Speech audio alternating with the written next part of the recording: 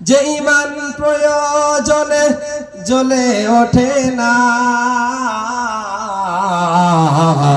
যে ঈমান সত্য ন্যায়ের কথা বলে না, যে ঈমান মুখে থাকে অন্তরেতে থাকে না,